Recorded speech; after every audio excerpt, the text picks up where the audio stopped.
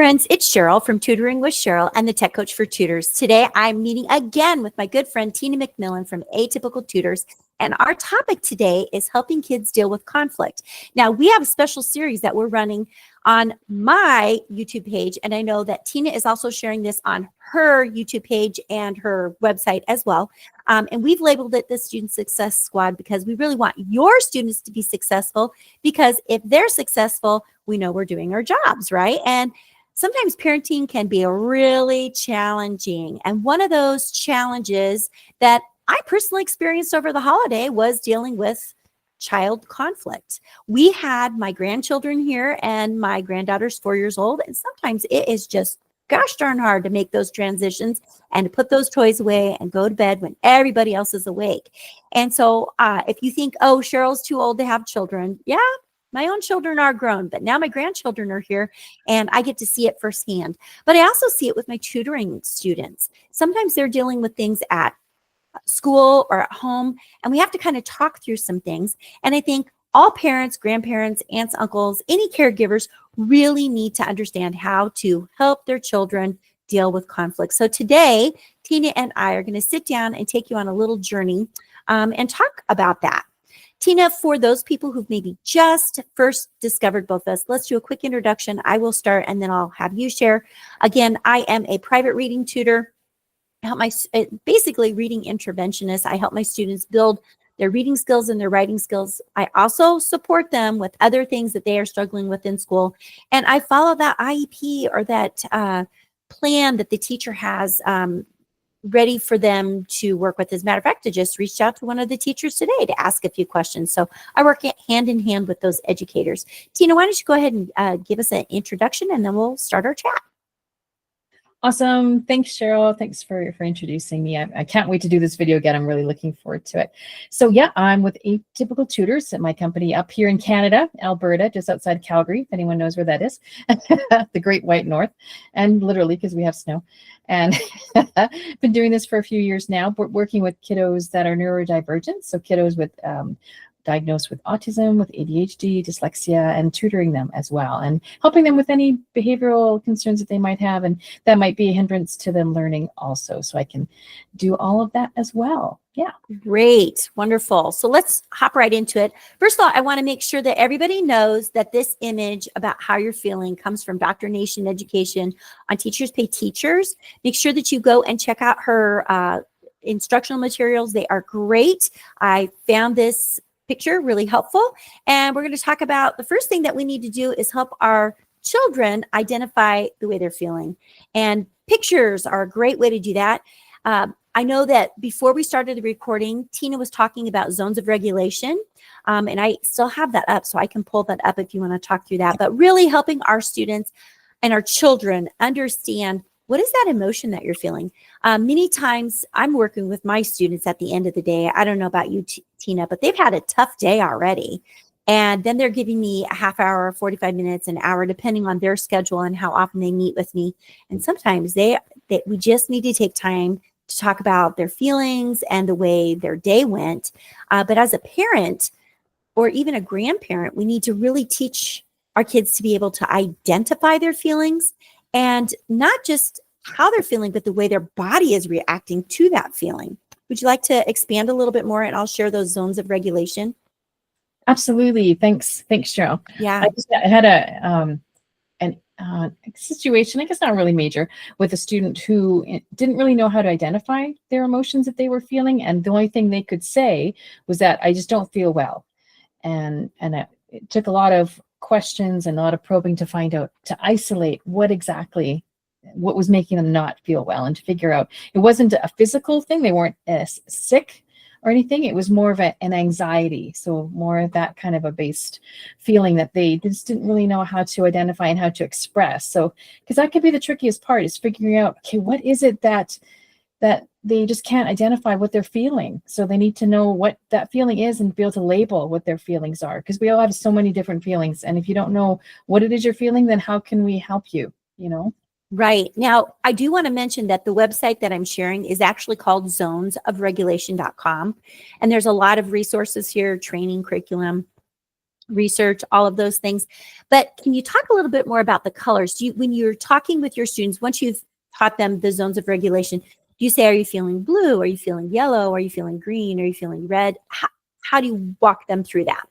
Well, you start with explaining what each one represents. So green is kind of where we want to be. That's the ideal goal. And if whatever zone we're actually finding ourselves in, if it's not green, we teach them how to get back to green. And green, what I mean to say is that it's the most calming part, like it's where you feel the most calm, where you're ready to learn, where you're not worrying about anything. You're not feeling sick, which could be a blue zone. You're not feeling worried or frustrated, which could be a yellow zone. You're not feeling overwhelmed or angry, which could be a red zone. And so we figure out how to get from those zones back to the green zone, where you're feeling happy, you're feeling calm, you're feeling relaxed. Because there's no way you can teach anything in those other zones. They just don't really work well, because the emotion will take precedence over that part of the brain to process information.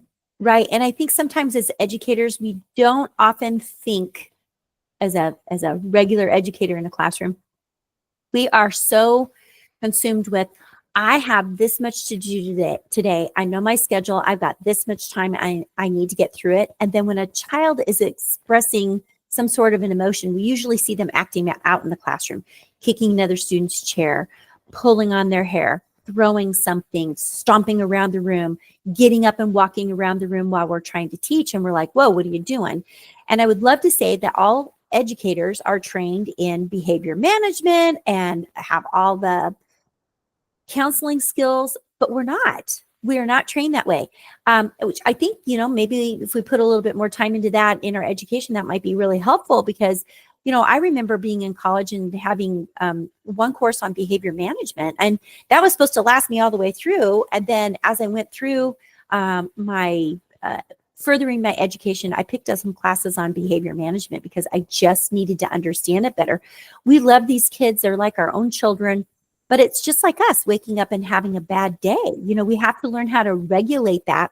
And it does have to be taught. It's not something that children just wake up knowing. So if you're a parent and you're like, oh, my kid has big feelings, they just don't get it, and I don't get it, do some research, and we'll share some resources here at the end of the chat that might be helpful to you.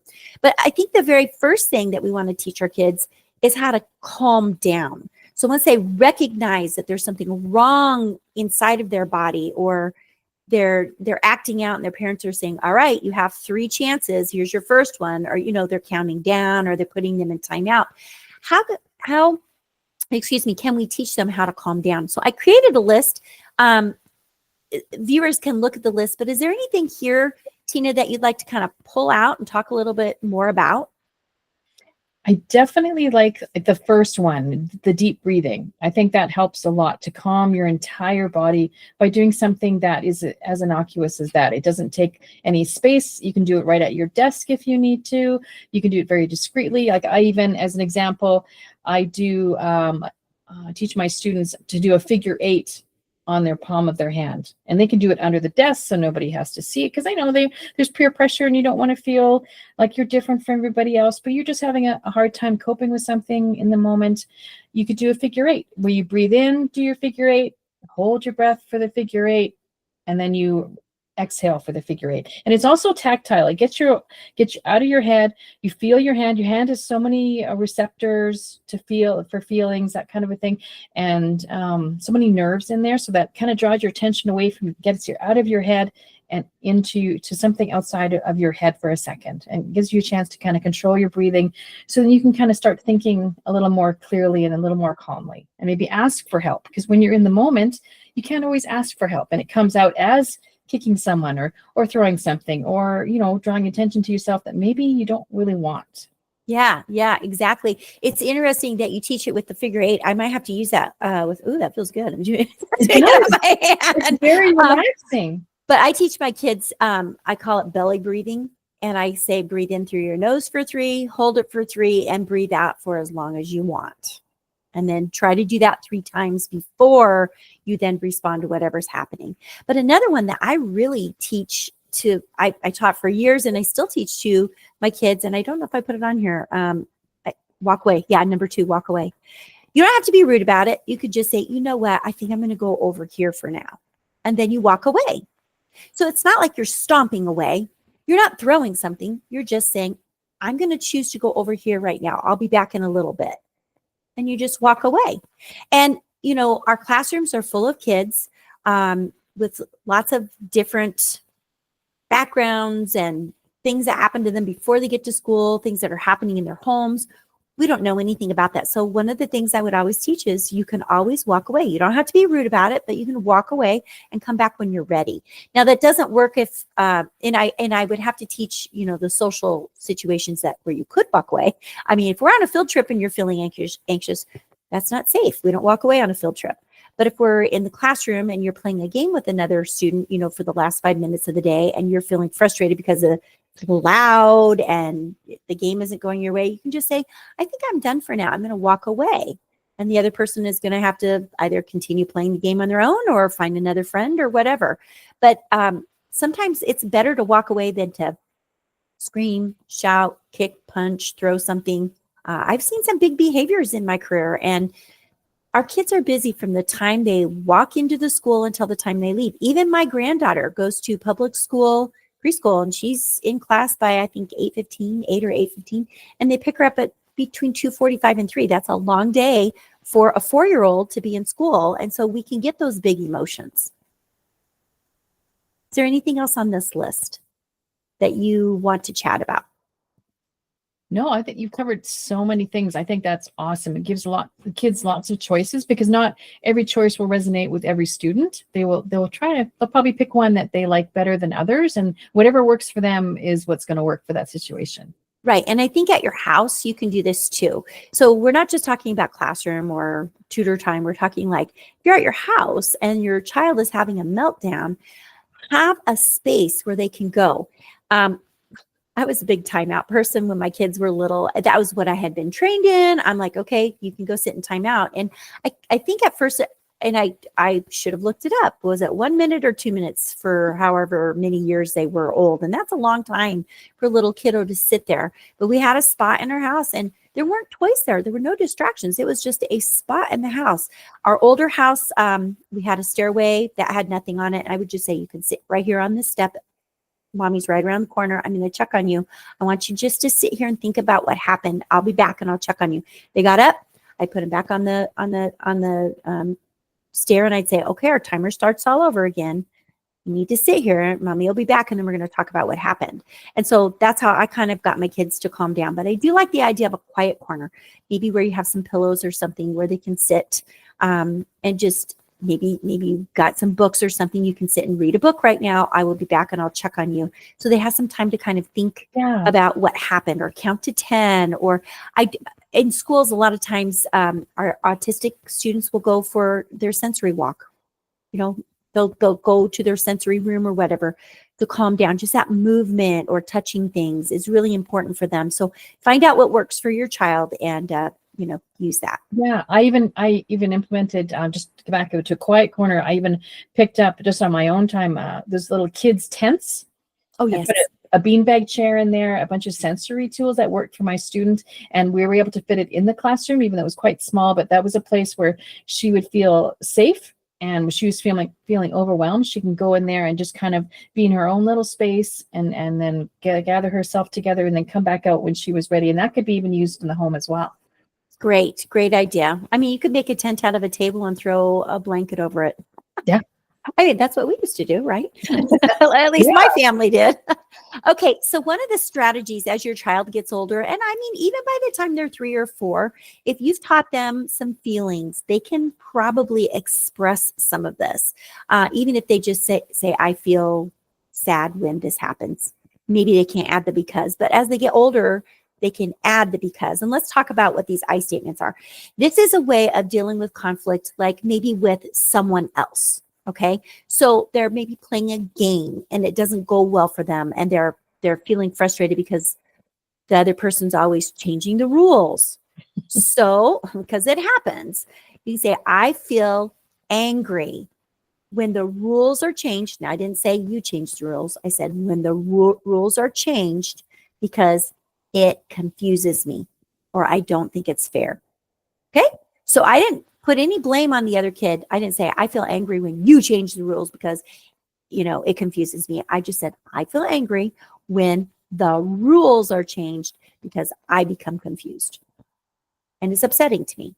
And so it's a way of talking through a situation with another student. The other student could say, I feel angry when the rules aren't followed because we have them for a reason to make the game go smoothly. So they both got to talk. So maybe the other person's perceiving that the rules are changing when the other student is just implementing the rules that they've already predetermined. So you get this conversation going, and that's something that has to be taught. But what a great way to take the time to teach your child this skill before they need it. Because let's think about how many times you work with another person, either at school as a child or as an adult in your working situations where maybe you have a feeling and you need to express it. We don't always want to do the you.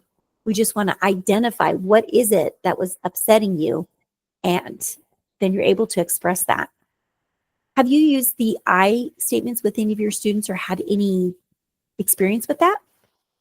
Oh, absolutely. Absolutely. And this is a life skill, honestly, because we as a species, we're humans. We're going to be encountering humans every day of our life, I'm afraid.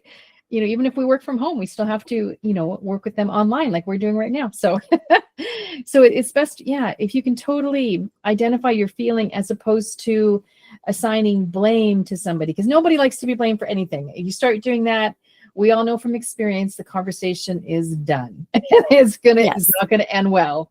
Yes.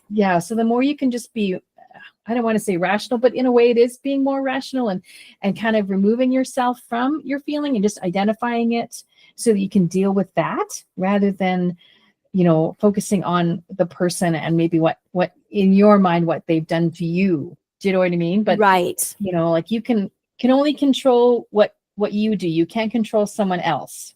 That's ultimately what it comes down to as well. That is right. And before we push the go button, I was talking about how my mom would always tell me, you can choose to have a good day or a bad day. And it really does come down to, instead of thinking everybody's coming at you for a reason, you can think, how am I going to respond if this happens? And you can do some role playing, which I think is one of the things that we're going to come up to. So let's go ahead and go through this. Did I have that? I think I have the role playing over here. We'll get to that in just a minute. But there are some pretty specific steps that you can take, but I tried to limit it to just 4 so that our viewers could maybe remember what the steps were. Go ahead and take a screenshot of this, print it out if you need to. But the first thing we want to do is calm down. So we already showed you some of those strategies. Maybe I should have probably said identify that there's a problem. Maybe 1 and 2 should be reversed. I'm not sure. But if you're feeling a certain way, your hands are clenching, your teeth are going together, you're getting wiggly in your chair, you're feeling agitated, you need to calm yourself down. And then sometimes we need to identify that problem. And again, before we started recording, I gave an example. I'll give that example, and then maybe you can give another example, Tina, of what something small and what something big is, so that the viewers can identify or understand what we're talking about. So you might be a student or a child at home, and you put your shoe on and there's a rock in it, and you kind of maybe ignore it for a little bit, but then pretty soon it's starting to hurt you, and you're like, and the parents are like, what's going on? Oh, it hurts. I'm like, well, what's wrong? What's going on? There's something in my shoe. Okay, well, that's a small problem, right? We can take the shoe off. We can dump the rock into the trash or outside. We can put your shoe on and our day can continue. But for a student who has sensory overload, that could be a really big problem. Like they do not, that would like really upset them. So it could be a big problem to them, but for most people it is small. But teaching them that that's small and it's not like somebody stole your shoes and now you don't have any shoes, that's a big problem. What if you only have 1 pair of shoes to wear? So understanding the difference between small and big would be really important. Can you think of something else outside of this little rock in the shoe? Oh, absolutely. What I teach too is in terms of what is a small problem. Well, typically a small problem is something that the student can fix on their own. Let's say their pencil broke while they're doing a test. and it's an anxiety type of situation. They only have so much time to finish the test. What can they do? Well, do they have an extra pencil in their desk? Can they borrow one from a friend? Can they ask the teacher for another one? It's not the end of the world. It's not a big problem. It's something they can solve. And then we give them the tools as to how to solve that problem. And sometimes if you take it to the extreme, a big problem could be something like weather, something we can't control. So I tend to teach them the small problem is something you can control, or you can get help to control. Big problem, something we can't control and we just have to deal with, I'm afraid. It just, Yeah. life is. Yeah. And I think, our students who are on, the neurodivergent scale, depending on where they're at, sometimes that's really hard. I mean, I remember being in school, and unless I told the student that there was going to be a fire drill or something, and really talked about, don't forget your headphones, it's going to happen at 2:00 this afternoon. Remember, we're going to walk out the door, and really pre-taught those skills. It wasn't a small problem. It was a huge problem. Almost a trauma to them. So really knowing your own child and knowing how they're going to respond to certain things, and again, pre-teaching that, and we'll get to that in just a minute, it's going to be kind of important. Okay, number 3, try a problem-solving strategy. You can talk it out with the other person that you're having a conflict with. I think it's really uncomfortable when we're having a conflict and we have to talk it out. People are uncomfortable with conflict. But we're going to have it no matter what. But if we're a child, we can do something as simple as rock, paper, scissors. Maybe there was, we were going to be in the line, or maybe it was our turn and we didn't get our turn. Or they can use that I statement. So, something simple like rock, paper, scissors to quickly determine the outcome of something, or really using that I statement if it's something that's really emotional to you and you want to talk more about it. I think that would be a really important thing to teach our kids. Would you like to add anything to the problem-solving strategies?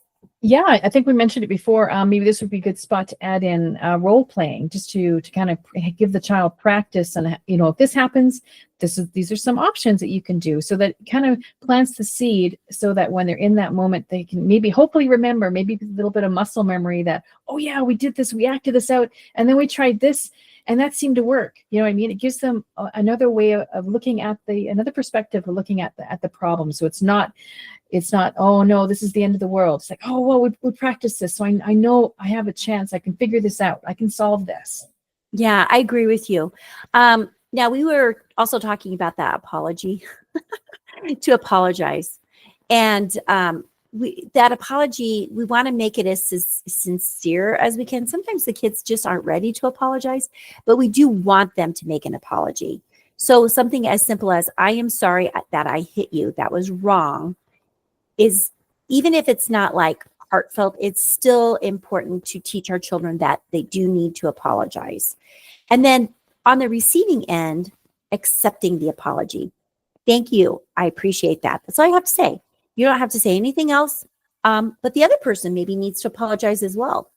I'm sorry I made you angry enough that you did that. Just talking through that, I think, is really important. It's a sign of respect to apologize. And in order for our kids to be respectful, we have to be respectful to them and show respectful behaviors. If we're always at home speaking negatively and showing poor behaviors, your child is going to be doing that as well. So please keep that in mind, that your kids are watching you. Did you want to add anything about the apology? Sure. It also falls under the perspective taking piece in terms of apologizing. You're kind of putting yourself in the other person's position and their perspective, in the way that, well, what if that happened to you? What if you switch places and that person did something to you? Would you want them to apologize for that because of how it made you feel? Yeah, you kind of would. So maybe switch shoes, and then you can say, oh, well, I'm sorry that I did that, and that's what happened. And the person, oh, thank you. I'm so glad you recognize how I was feeling. A child's not going to say this. This is an adult talking, but but yeah, definitely. Just perspective taking and seeing it from the other person's point of view is huge in so many different situations, not just in making an apology, but lots of different situations. Yes, exactly. And then, also teaching how to make that apology is really important.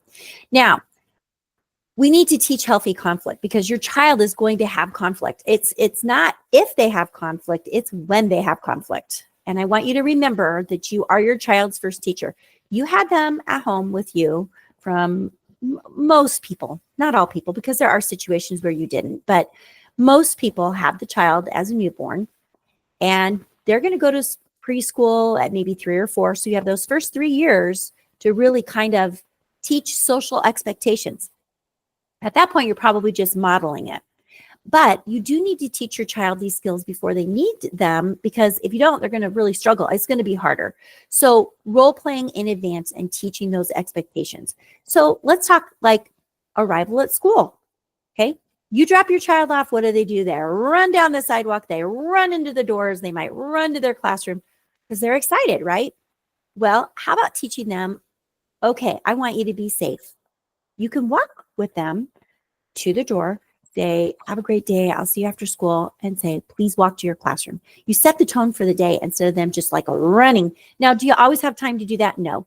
And after a while, you probably don't need to do that, but we really do need to teach expectations. Here's another example. This is a real example that happened to somebody in my life, and they shared it with me.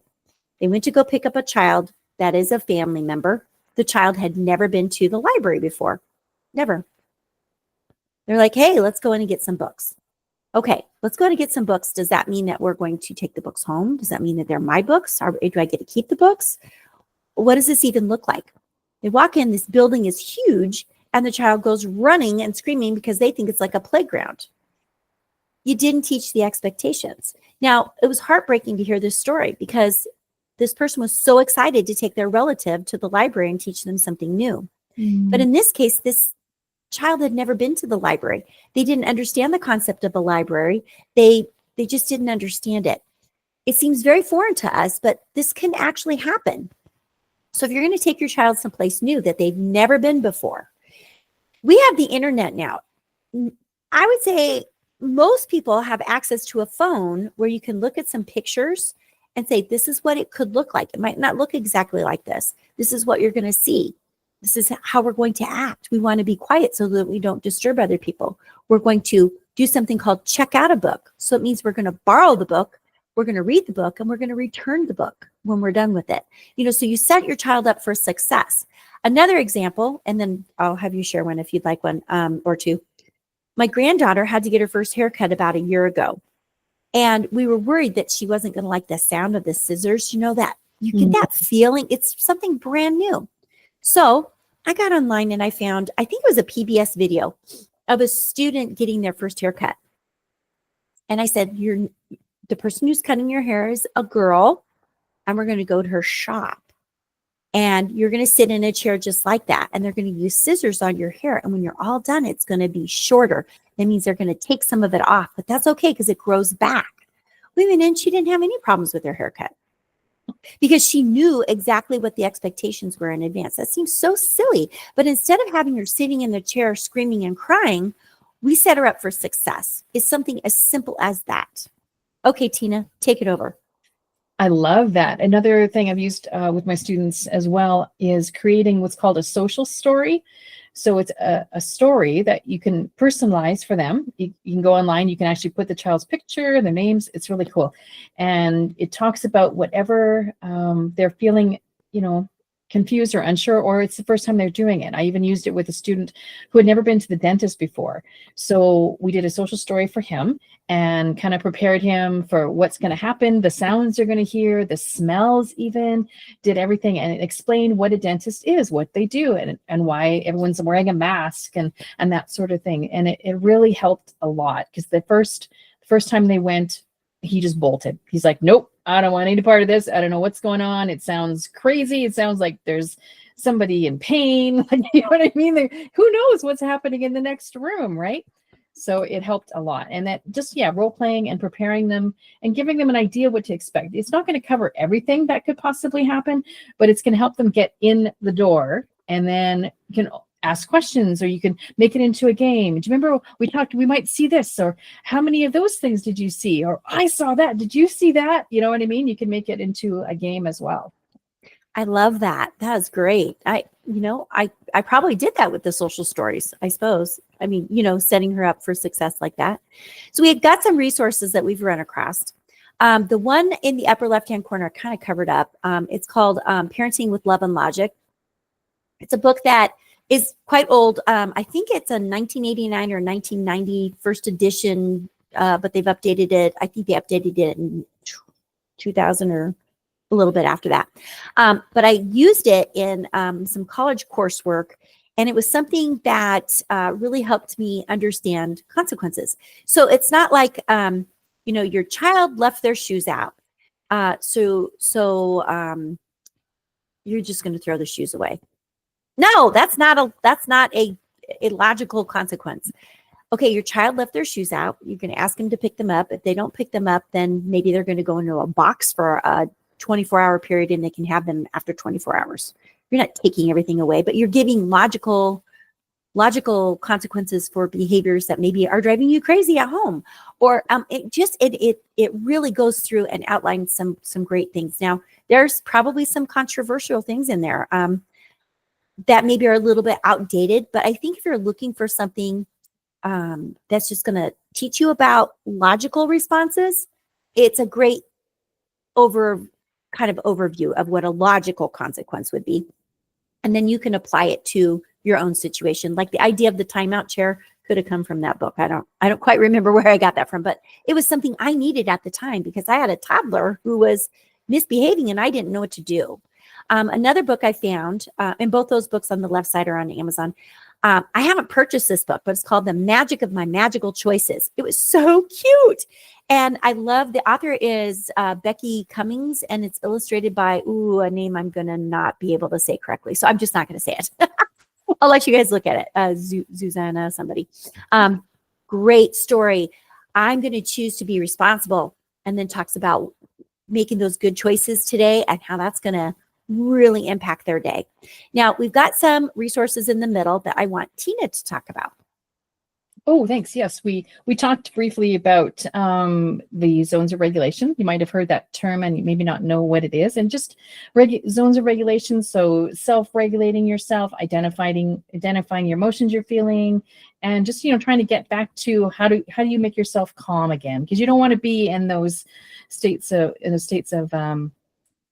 irregulation for too long. It's not good for your body. It's not good for anyone around you. It's not good for anything. Honestly, you want to figure out how to calm yourself. And that's a life skill too. I think we all need, some people need it more than others. I've noticed some adults, I bet, that maybe could benefit from it as well. Yes, I would agree with you completely. I think it's great that we're sharing this. This is for everybody. It is not just for children. It's for everybody. Tell us about your video. Is anger okay? Oh, thank you. Thank you so much. Yes, a while back I made a video called "Is Anger Okay?" And of course it is. We all feel angry, and it's not something I think we should be ashamed of. I think we need to know that it's okay to feel angry, but it's not okay to hurt other people if we feel angry, or necessarily break something that is, that you don't want to break. But there's other ways you can focus that anger. And usually anger, if you ever heard of an anger iceberg, where the tip of the iceberg is the anger. That's what everybody sees. But below the water, which is underneath, that's where all the emotions are that kind of turn into anger, where it's coming from. It could be fear of something. It could be feeling insecure about something. You just could be nervous, or you're feeling anxious.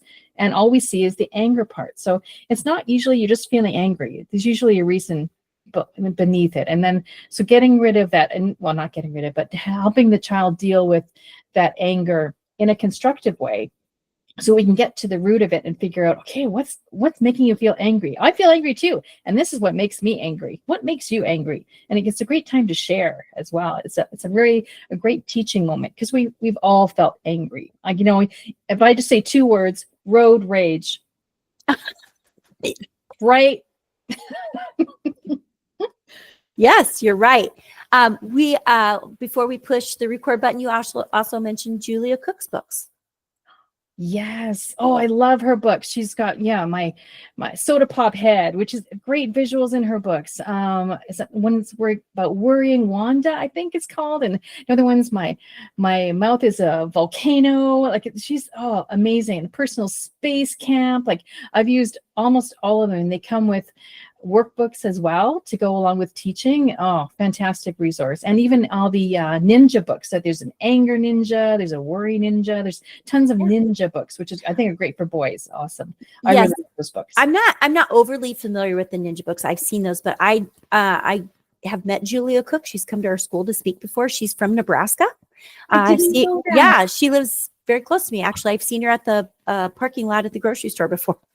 So, I know who Julia Cook is. Yeah. For me, get her an autograph for me. Oh, I don't think I could call her up and say that. I'm not that close, but I've seen her. So. Oh, you're so lucky. I would love to meet her. Oh my gosh. Okay, well, we'll see if we can't make that work for you. So then we also both found an article that we thought were pretty good for parents. The first one at the top is called The Surprising Secret to Raising a Well-Behaved Kid, and it is on parents.com. And it was short, sweet, and to the point, so that's why I found it. And then another website that I've actually run across before, you found the one on the Child Mind Institute, teaching kids how to deal with conflict. So those are some resources for you. There's tons of resources out there. We want parents to be able to ask for help. One thing that you can do if your child is a school age, if you're really struggling and you don't know what to do, please go in and visit the school counselor, because the school counselors are there to help you. Okay, well, we're going to wrap this up. Anything else that you want to say about our talk about helping kids deal with conflict?